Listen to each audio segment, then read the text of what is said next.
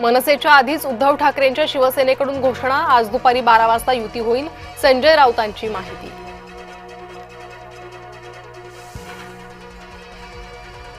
रात्री उशिरा भाजप शिवसेनेत मंथन, बैठकीत सर्व 227 जागांवर सकारात्मक चर्चा, सूत्रांची माहिती।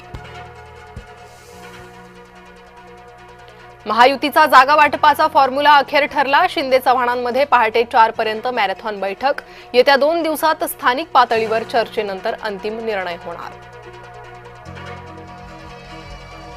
पुण्यात काका पुतण्या एकत्र येण्याची जोरदार चर्चा, शरद पवारांच्या समर्थकांनी घेतली अजित पवारांची भेट। दोन्ही राष्ट्रवादींनी एकत्र येऊ नये, प्रशांत जगतापांनी सुप्रिया सुळेंकडे केली मागणी, जगताप राजीनाम्याबाबतचा निर्णय आज जाहीर करण्याची शक्यता।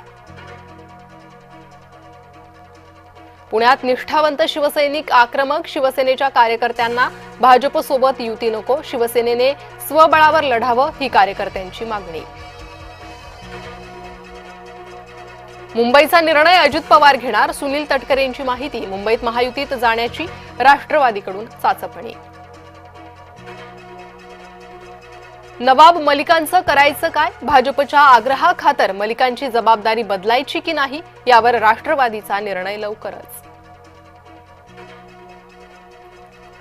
काँग्रेस मुंबईत मवियात नाहीच, ठाकरेंनी काँग्रेसला मुंबईत दूर ढकललं।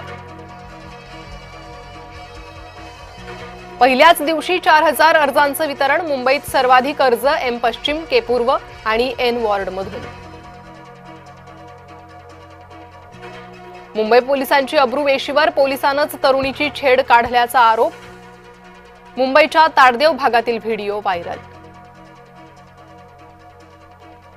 माणगावमधील डम्पिंग ग्राउंडमुळे नागरिकांचं आरोग्य धोक्यात, धुरामुळे अनेकांना श्वसनाचा गंभीर आजार। भारतात परत येणार की नाही, विजय मल्ल्याला भूमिका स्पष्ट करण्याचे मुंबई उच्च न्यायालयाचे आदेश। भटक्या कुत्र्यांना खाद्य देण्यापासून रोखणं गैर नाही, पुण्यातल्या एका प्रकरणात मुंबई उच्च न्यायालयाचा निर्वाळा।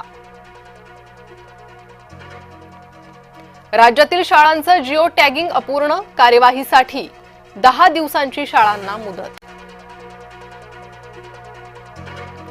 शिक्षकांनी अध्यापनाच्या वेळेत व्हॉट्सअॅपचा वापर टाळावा, प्राथमिक शिक्षक समितीचं शिक्षकांना आवाहन।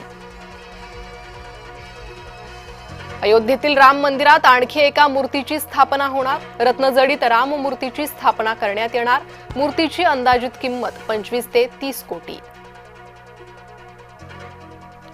नाताळ सणानिमित्त मुंबई सज्ज, सर्व चर्चमध्ये आकर्षक सजावट, बाजारपेठाही सजल्या। विजय हजारे क्रिकेट स्पर्धा आजपासून, रोहित, कोहली, गिलचं क्रिकेट चाहत्यांना आकर्षण। भारतीय महिला संघाचं निर्विवाद वर्चस्व, दुसऱ्या सामन्यात श्रीलंकेवर 7 गडी राखून विजय।